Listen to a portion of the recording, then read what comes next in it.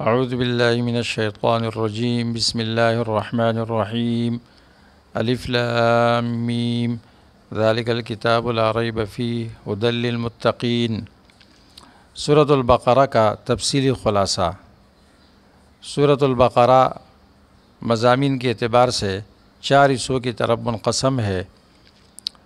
پہلے حصہ ابتدا سے لے کر 96 نمبر آیت تک ہے، قل من کان عدوا لجبریل۔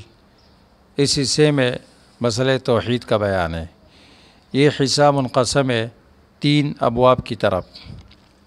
پہلا باب 21 آیتوں میں ہے، اس میں 3 فرقوں کا ذکر ہے۔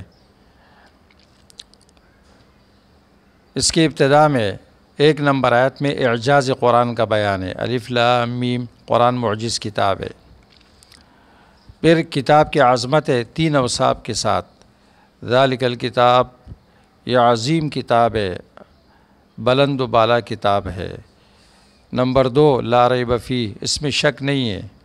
اور نمبر 3 ھدی للمتقین۔ دنیا کا کوئی مصنف اپنی کتاب کی شروع میں یہ نہیں لکھ سکتا ہے کہ میری کتاب میں کوئی شک نہیں ہے، یہ صرف قرآن کی خاصیت ہے۔ قرآن کہتا ہے لا ریب فیہ ہے۔ پھر فریق اول ونعم علیہم، متقین کے 5 اوصاف کا بیان ہے۔ پہلی صفت ایمان بالغیب، نمبر 2 اقامت الصلاۃ، نمبر 3 انفاق فی سبیل اللہ، نمبر 4 قرآن پر ایمان اور سابقہ کتابوں پر ایمان، والذین یؤمنون بما انزل الیک وما انزل من قبلک، قرآن پر ایمان تفصیلاً اور سابقہ کتابوں پر اجمالاً ایمان، جس کی تفصیلات ہمیں معلوم نہیں ہے۔ اور نمبر 5 وبالآخرۃ ھم یوقنون، دنیاوی بدلہ ہدایت اور آخرت میں فلاح۔ پھر فریق ثانی کی 2 اوصاف کا بیان ہے، مغضوب علیہم، جن پر مہر جباریت لگی ہوئی ہے، دنیا میں یہ ایمان نہیں لائیں گے، تبلیغ مؤثر نہیں ہے اس میں۔ اور ختم القلب دنیا میں سزا ہے اور آخرت میں عذاب عظیم ہے، اور عناد کی وجہ سے تبلیغ مؤثر نہیں ہے۔ ان الذین کفروا سواء علیہم، عناد کی وجہ سے جنہوں نے کفر کیا ہے ان پر برابر ہے، آپ ڈرائے یا نہ ڈرائے، یہ ایمان نہیں لائیں گے۔ اور اللہ کو یہ بات معلوم تھی، یہ معہود لوگ تھے، اس لیے اللہ نے پہلے بیان کر دیا۔ اور ختم القلب، دنیا میں ختم القلب، آخرت میں عذاب عظیم۔ پھر فریق ثالث کا بیان ہے، جن کو منافقین کہا جاتا ہے اور ضالین کے ساتھ وہ لگتے ہیں۔ تو چونکہ یہ بڑے خطرناک تھے، آستین کی سامت تھے، اس لیے ان کے اوصاف بھی تفصیل سے بیان کیے گئے اور 2 مثالیں ان کی پیش کی گئی۔ ان کے اوصاف زبان سے ایمان کا دعویٰ کرتے ہیں، دل میں ایمان نہیں ہے، دھوکہ کرتے ہیں اور اس کے احساس بھی نہیں ہے، دلوں میں مرض ہے اور جھوٹ بولتے ہیں، فساد کرتے ہیں، دعوی اصلاح کا کرتے ہیں، خود فسادی ہے، ایمان والوں کو بیوقوف کہتے ہیں، خود بیوقوف ہے۔ جب ایمان والوں سے ملتے ہیں ایمان کا اظہار کرتے ہیں اور اپنے رؤساء کے ساتھ ملتے ہیں، کفر میں تاکید کرتے ہیں، انا معکم، استہزاء کرتے ہیں۔ دنیا میں گمراہی ان کی مقدر بنی، دنیا میں عدم ہدایت، آخرت میں عذاب علیم، وما کانوا مہتدین، اور آخرت میں ولہم عذاب علیم بما کانوا یکذبون۔ 2 مثالیں بیان کی گئی، پہلی مثال ناری ہے اور دوسری مائی ہے، کمثل الذی استوقد نارا، اور دوسری مثال پانی والی ہے۔ ہمیشہ یہ 2 قسم کی مثالیں قرآن میں پیش کی جاتی ہے، مائی اور ناری۔ آگ کے اندر بھی 2 صفتیں ہیں، پانی کے اندر بھی 2 صفتیں ہیں۔ آگ کے اندر احراق اور اشراق ہے، اور پانی کے اندر حیات اور تباہی ہے۔ یا ایھا الناس اعبدوا ربکم، یہاں سے دوسرا باب ہے 40 نمبر آیت تک۔ اس میں یہ دعوت عام ہے، یہ قرآن کا پہلا خطاب ہے، دعوت توحید، اعبدوا ربکم، یہ اس کا دعوی اصلی ہے۔ اعبدوا ربکم، جنہوں نے دل و جان سے مانا وہ ہے متقین، منعم علیہم، جن نے ٹکرایا وہ ہے ان پر مہر جباریت لگی، اور جو بیچ بیچ میں رہے وہ منافق کہلائے۔ اس کے 5 دلائل بیان کیے گئے۔ تمہیں پیدا کیا، تمہارے آباء و اجداد کو پیدا کیا، زمین کو فرش بنایا، آسمان کو چھت بنایا، اوپر سے پانی برسایا۔ دلائل کا نتیجہ فلا تجعلوا للہ اندادا، دلائل آفاقی، انفسی اور ارضی، سماوی، جوی، اللہ کے لیے شریک مت بناؤ۔ انداز جمع ند، مماثل فی صفت، نہ ولی کو بناؤ، نہ نبی کو بناؤ، نہ جن، نہ فرشتہ، نہ کوئی پیر فقیر، نہ ولی۔ وَأَنْتُمْ تَعْلَمُونَ، اللہ کا کوئی ند نہیں ہے۔ اس کے بعد پھر چیلنج ہے کہ اگر یہ قرآن اللہ کی کتاب نہیں ہے فَأْتُوا بِسُورَةٍ مِّن مِّثْلِهِ، اس جیسے لے کر آؤ۔ صداقت قرآن کی دلیل، قرآن سچی کتاب ہے، نہیں ہے تو بنا کے لاؤ، تم بھی اس جیسے عرب ہو۔ پھر تخویف ہے، فَإِن لَّمْ تَفْعَلُوا وَلَن تَفْعَلُوا، تخویف اخروی، اور پھر بشارت ہے، وَبَشِّرِ الَّذِينَ آمَنُوا وَعَمِلُوا الصَّالِحَاتِ، نہ ماننے والوں کے لیے تخویف، وعید، ماننے والوں کے لیے بشارت، وعد۔ پھر اشکال کا جواب ہے کہ یہ قرآن سچی کتاب ہوتی تو اس میں خسیس اشیاء کا ذکر کیوں ہوتا؟ عنکبوت ہے، ذباب ہے، یا رعد ہے، برق ہے؟ جواب، مثال و مسلح کی وضاحت کے لیے ہوتی ہے۔ خسیس کی مثال خسیس سے دینا یہ عین فصاحت ہے، یا عربوں کے کلام میں بھی ہے۔ ان اللہ لا یستحیی ان یضرب مثلا ما بعوضۃ فما فوقہا۔ پھر ناقضین عہد کے اوصاف ہے اور ان کی سزا ہے۔ پھر 4 نعمتوں کا بیان ہے، انسان پر اللہ کی طرف سے 4 نعمتیں ہوئی ہے۔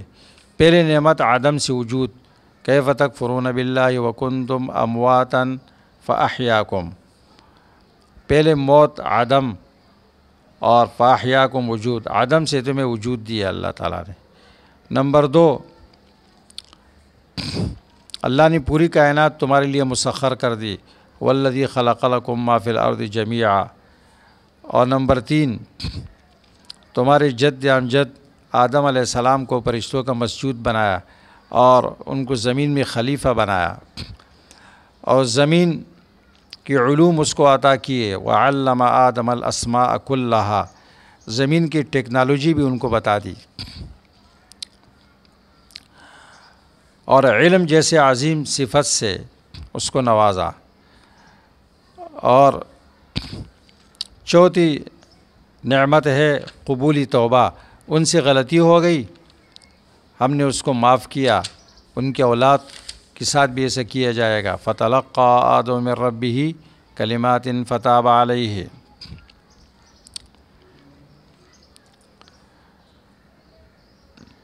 اس باب کا تکملہ تخویف و بشارت پر ہے، والذین کفروا وکذبوا بآیاتنا فإما یأتینکم منی ھدی فمن تبع ھدایا، یہ بشارت اور تخویف، والذین کفروا وکذبوا بآیاتنا۔ یہاں تک یہ بیان کیا کہ عبادت کا مستحق صرف اللہ ہے، نہ نوری ہے، نہ ناری ہے، نہ خاکی ہے۔ انسان عاجز ہے، فاضلہم الشیطان، فرشتے لا علم لنا کہتے ہیں، ابلیس ابا واستکبرا۔ تو اعبدوا ربکم، بندگی اللہ کے لیے خاص کرو، کہیں بنی اسرائیل کی طرح بقرے کی عبادت نہیں کرنا۔ یا بنی اسرائیل سے دوسرا باب شروع ہو گیا، 61 نمبر آیت تک ہے۔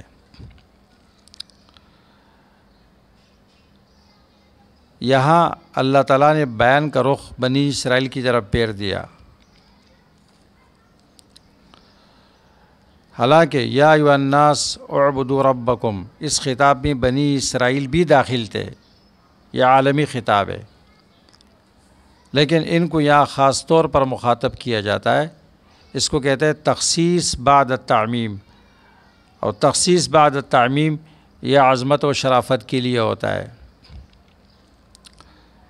تو ان میں کیا خاصیت تھی؟ تو خصوصیت ان میں یہ تھی کہ جیسے ہم نے پہلے عرض کیا تھا کہ مدینہ میں سیاسی لحاظ سے اور اقتصادی لحاظ سے یہ بڑی منظم قوم تھی، اور علمی لحاظ سے بھی یہ پیشوا کی حیثیت رکھتی تھی. تو مشرکین عرب ان سے متاثر تھے اور وہ ان کو دیکھ رہے تھے کہ آئے یہ مسلمان ہوتے یا نہیں ہوتے. تو قرآن کریم نے بیان کا رخ ان کی طرف پھیر دیا، ان کو دعوت دی، اور دعوت میں دو طریقے اختیار کیے گئے. پہلا طریقہ تذکیر بالنعم، نعمتیں یاد دلائی گئی. دیکھو تم پیغمبر کی اولاد ہو، ہم نے تمہارے ساتھ یہ احسان کیا، یہ احسان کیا، یہ احسان کیا. اس کا تقاضا یہ ہے کہ تم اس پیغمبر پر ایمان لے کر آؤ.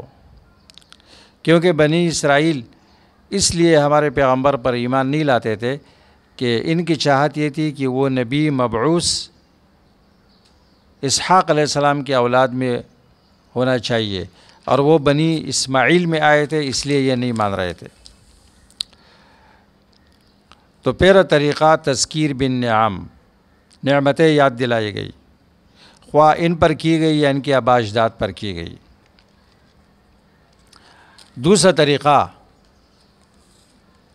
تذکیر بالنقم، ان کی خباثتیں بیان کی گئی، ان کی برائیاں، کہ اگر یہ اس پیغمبر کو نہیں مانتے تو یہ اس بات کی دلیل نہیں ہے کہ یہ پیغمبر پر حق نہیں ہے.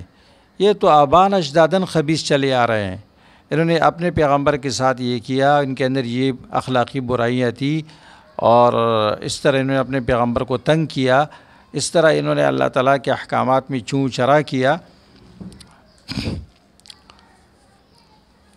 تو اللہ تعالیٰ نے خطاب کیا یا بنی اسرائیل، یعقوب علیہ السلام کی اولاد، عبداللہ کی اولاد، اذکروا نعمتی اللتی، نعمتوں کو ذہن میں لاؤ. دینی اور دنیاوی نعمتیں ان پر کی گئی تھی، انبیاء بھی انہی میں آئے تھے اور بادشاہ بھی. اذ جعل فیکم انبیاء وجعلکم ملوکا اوفوا بعہدی اوف بعہدکم، عہد پورا کرو. او آمنوا بما انزلت، ایمان لے کر آؤ، کیونکہ یہ قرآن میں نے نازل کیا، یہ مصدقی کتاب ہے، تمہاری کتاب کی تصدیق کرنے والی ہے. ولا تکونوا اول کافر بہ ولا تشتروا بآیاتی ثمنا قلیلا. پھر ان کی تین خباثتیں ذکر کی گئی، تلبیس یعنی تحریف، کتمان حق اور ترک العمل. ولا تلبسوا الحق تحریف وتکتموا الحق اتأمرون الناس بالبر وتنسون انفسکم. یہ یہود کی اصول عظیمہ ہے، تحریف، کتمان حق، ترک العمل، اور چوتھی مداہنت. ہمیشہ علماء سوء کے اندر یہ چار صفتیں ہوتی ہیں، اور اس کے مقابلے میں تین حکم دیے گئے ان کو بھی اور ایمان والوں کو بھی. اقامت الصلاۃ، زکوٰۃ، استعانت بالصبر والصلاۃ، اور ایمان بالآخرت، الذین یظنون انہم ملاقو ربہم.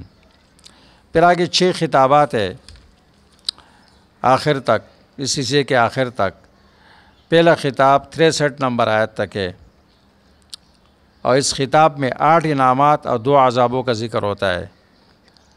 کہ دیکھو میں نے فرعون سے تمہیں نجات دی، فرعون کو میں نے غرق کیا، اور تم نے بچھڑے کی عبادت کی، اس گناہ کو میں نے معاف کیا. میں نے تمہیں تورات کتاب دی اور تمہارے توبہ کو قبول کیا. تم نے گستاخی کی جس کی وجہ سے تم پر موت عقوبت طاری کی گئی، اور میں نے تمہیں دنیا میں دوبارہ زندہ کیا. ثم بعثناکم من بعد موتکم، بطور سزا کہ تمہیں مار دیا گیا تھا، اس کے بعد تمہیں زندہ کیا گیا، کیونکہ موت اجل کے بعد پھر زندگی نہیں ہے۔ اس طرح میدان تیہ میں ہم نے تمہارے اوپر بادلوں کا سایہ کیا تھا اور تمہارے کھانے پینے کے لیے من و سلوا کو نازل کیا تھا، اور میں نے تمہارے لیے 12 چشمے جاری کیے تھے۔ یہ 8 انعامات بیان کیے گئے، اور 2 عذاب شرعی الفاظ میں تم نے تبدیلی کی تو تم پر عذاب آیا۔ فبدل الذین ظلموا قولا غیر الذی قیل لهم فانزلنا علی الذین ظلموا رجزا من السماء۔ شرعی الفاظ میں تبدیلی کرنا یہ یہودیوں کا کام ہے۔ شرعی اصطلاحات اپنی طرف سے الفاظ بنانا، اس کو دین ثابت کرنا، اپنی طرف سے درود شریف بنانا، شریعت سے جو چیز ثابت نہ ہو اس میں اضافہ کرنا،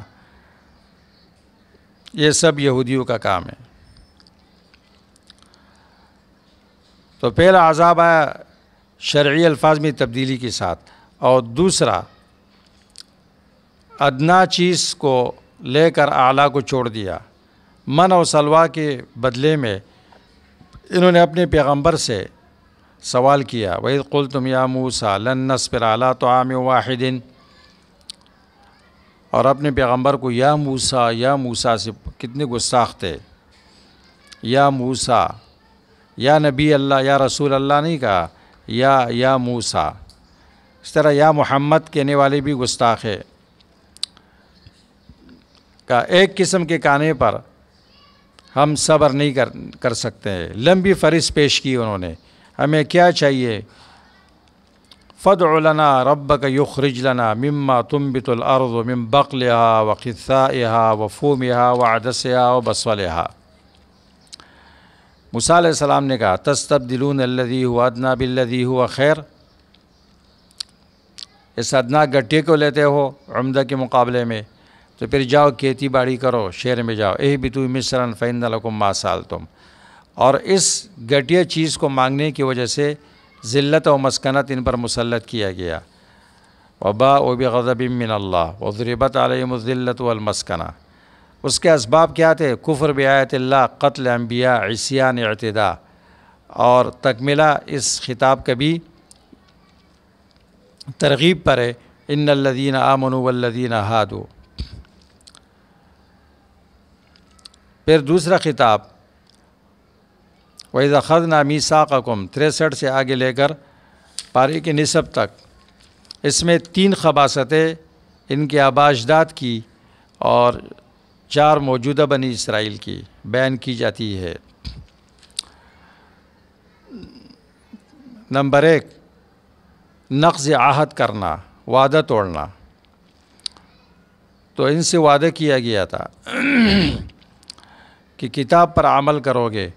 وَإِذْ أَخَذْنَا مِيثَاقَكُمْ وَرَفَعْنَا فَوْقَكُمُ الطُّورَ خُذُوا مَا آتَيْنَاكُمْ بِقُوَّةٍ وَاذْكُرُوا مَا فِيهِ لَعَلَّكُمْ تَتَّقُونَ۔ طور پہاڑ کو ان کے اوپر اٹھایا اور اللہ نے وعدہ لیا کہ تورات پر عمل کرو گے۔ بقوة معنی بجد، بعزم، بجد و اجتہاد و کثرت درس۔ واذکروا ما فیہ معنی اس کے اندر غور و فکر کرو گے، تدبر کرو گے۔ اور یہی مقصد ہے آسمانی کتابوں کی نزول کا کہ اس میں غور و فکر کیا جائے۔ مفسر قرطبی کہتا ہے ھذا هو المقصود من نزول الکتب السماویہ لا ترتیلھا باللسان، صرف زبان سے پڑھنا نہیں۔ لیکن انہوں نے وعدے توڑ دیے۔ اس کے ایک نمونہ یہ تھا کہ اللہ نے حکم دیا ہفتے کے دن شکار نہیں کرو، حیلے سے شکار کیا تو اللہ نے ان کو بندر بنا دیا۔ اور یہ واقعہ اس طرح تھا کہ اس کو چھپاتے تھے کیونکہ بڑی شرم کی بات تھی، پیٹ کے لیے حیلہ کیے تھے انہوں نے۔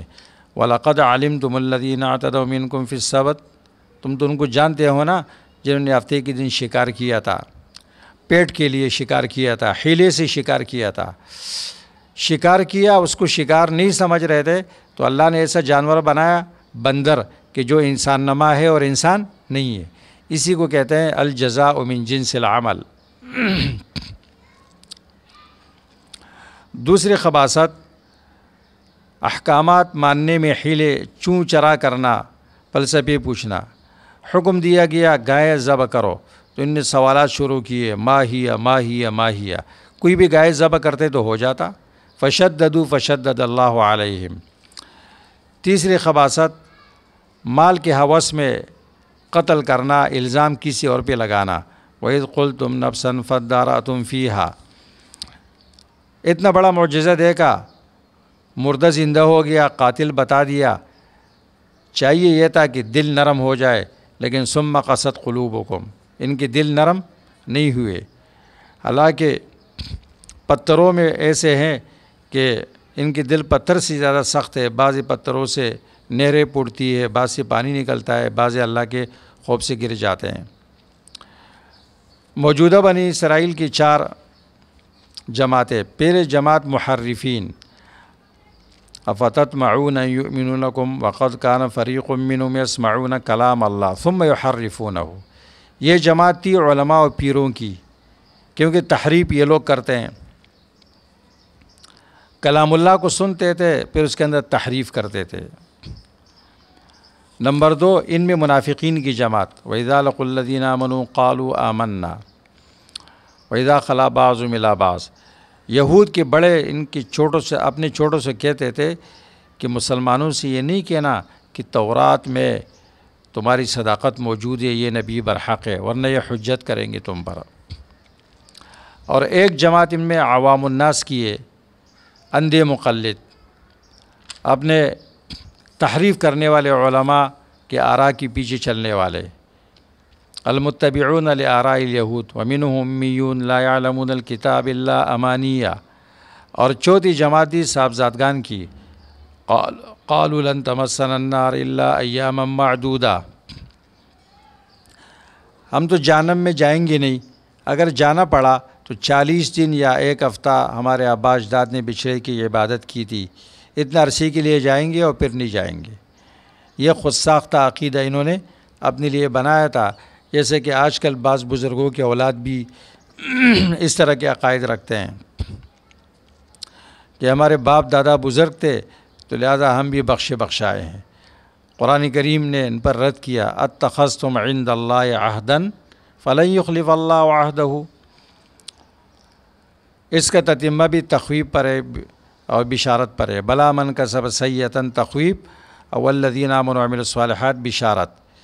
تیسرا خطاب یہ رکوع تک ہے، پارے کے نصف سے شروع ہوتا ہے، اس پہ انکار من الاوامر اتیان بالنواہی، اوامر نہیں مانتے ہیں اور جس سے منع کیا جاتا ہے اس کا ارتکاب کرتے ہیں۔ وہ اس طرح کہ یہود کو منع کیا گیا تھا کہ ایک دوسرے کا خون نہیں بہاؤ گے، جلا وطن نہیں کرو گے اور ایک دوسرے کے خلاف مدد نہیں کرو گے۔ اوس و خزرج کے حلیف بنتے تھے تو ان کے پارٹی کی وجہ سے اپنی یہودی بھائی کو قید بھی کرتے تھے اور ان کو نکالتے بھی تھے اور پھر فدیہ ادا کرتے تھے۔ تو قرآن کریم کہتا ہے کہ وَإِن يَأْتُوكُمْ أُسَارَىٰ تُفَادُوهُمْ وَهُوَ مُحَرَّمٌ عَلَيْكُمْ إِخْرَاجُهُمْ، قیدی بن کر آتے ہیں تم فدیہ دیتے ہو، حالانکہ نکالنا بھی حرام تھا۔ اپنے حلیف کی وجہ سے، پارٹی والوں کی وجہ سے اپنے یہودی بھائی کو یہ گرفتار بھی کرتے تھے، پھر فدیہ بھی ادا کرتے تھے۔ تو قرآن کہتا ہے فَتُؤْمِنُونَ بِبَعْضِ الْكِتَابِ وَتَكْفُرُونَ بِبَعْضٍ، اپنے خواہش کے مطابق مانتے تھے اور دوسرے عہدوں کا انکار کرتے تھے۔ تتمہ تخویب پر ہے۔ اور چوتھا خطاب وَلَقَدْ آتَيْنَا مُوسَى الْكِتَابَ وَقَفَّيْنَا مِن بَعْدِهِ بِالرُّسُلِ، سابقہ انبیاء کو بھی نہیں مانتے ہیں، انکار من نبوت الانبیاء السابقین۔ جب بھی پیغمبر آیا افکلما جاءکم رسول بما لا تہوی انفسکم استکبرتم فریقا کذبتم وفریقا تقتلون، قتل کیا اور تکذیب کی۔ اور نمبر 5، اس آخری پیغمبر کو بھی نہیں مانتے، انکار من نبوت محمد صلی اللہ علیہ وسلم۔ ولما جاءهم کتاب من عند اللہ مصدق لما معهم وكانوا من قبل يستفتحون على الذين كفروا، پیغمبر کی بعثت سے پہلے کافروں کے خلاف اس پیغمبر کے لیے دعا مانگ کر فتح طلب کرتے تھے، اللہم انصرنا ببعثت نبی آخر الزمان، یا اللہ نبی آخر الزمان کے ذریعے ہماری مدد فرما۔ لیکن جب وہ بنی اسماعیل میں سے آئے، فلما جاءہم ما عرفوا کفروا بہ، جب آئے پیغمبر اس صفت پر جس کو یہ جانتے تھے، پہچان لیا اور انکار کیا، فلعنت اللہ علی الکافرین۔ پھر چھٹے خطاب میں بے سمجھ ترو سے قل من کان عدو لجبریل تک، اس میں سابقہ کا خلاصہ ہے اور ان پر رد ہے۔ کہتے تھے کہ ہمیں اس بات کا حکم ہے کہ صرف اپنی کتاب مانو، اچھا وَوَالْحَقُّ مُصَدِّقًا لِمَا مَعَهُمْ، بعد میں آنے والی کتاب حق و مصدق بھی ہو پھر بھی نہیں مانو گے؟ اچھا تم اپنے انبیاء کو مانتے ہو تو فَلِمَ تَقْتُلُونَ انبیاء اللہ، ان کو کیوں قتل کرتے رہے؟ اچھا اتنے اچھے لوگ ہو، موسیٰ علیہ السلام تمہارے پاس معجزات لے کر آئے تھے، ثُمَّ اتَّخَذْتُمُ الْعِجْلَ، پھر بھی تم نے بچھڑے کو معبود بنایا۔ اچھا اتنے اچھے لوگ ہو، طور پہاڑ تم پر کیوں اٹھایا گیا تھا اور تم نے کیوں کہا تھا سمعنا وعصینا؟ پھر ان کو مباہلے کی دعوت ہے، یہ کہتے تھے ہم جنت کے ٹھیکیدار ہیں۔ ٹھیک ہے، اگر جنت تمہارے لیے خاص ہے تو فتمنوا الموت ان کنتم صادقین، موت کے بغیر جنت نہیں جا سکتے ہو تو موت کی تمنا کرو۔ لیکن قرآن کہتا ہے وَلَن يَتَمَنَّوْهُ أَبَدًا بِمَا قَدَّمَتْ أَيْدِيهِمْ، ہرگز یہ تمنا نہیں کریں گے۔ یہ تو مشرک جو بعث کا منکر ہے اس سے زیادہ زندگی پر حریص ہے۔ تو یہاں تک سورت کا پہلے حصہ ختم ہو گیا۔